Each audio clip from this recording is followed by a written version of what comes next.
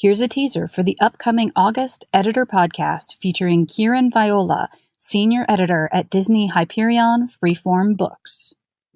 To hear the entire episode on August 1st, support the podcast through Patreon.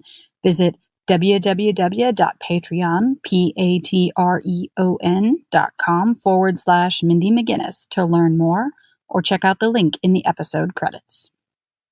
I am a person who comes from a writing background, so I want writers, I want their vision to really come through in their final product. I want their voice to come through. I feel like it's their thing, and I have a really hard time putting my fingerprints all over someone else's vision.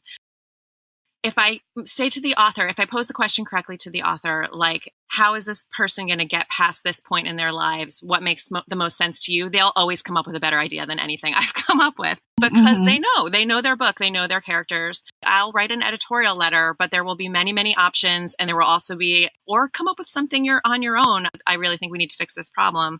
And always, always welcome conversations with my authors, scheduling phone calls, just going back and forth via email, whatever it is. And we often come up with the right answer in those conversations.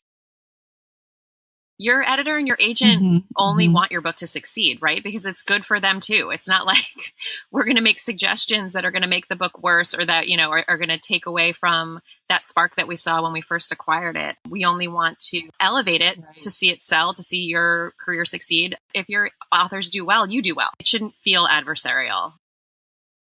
Sometimes when things get passed on, it's not necessarily that it's not good, but it's like we already have something like that on our list. We're a very small house, so we really try not to overlap at all if we can avoid it.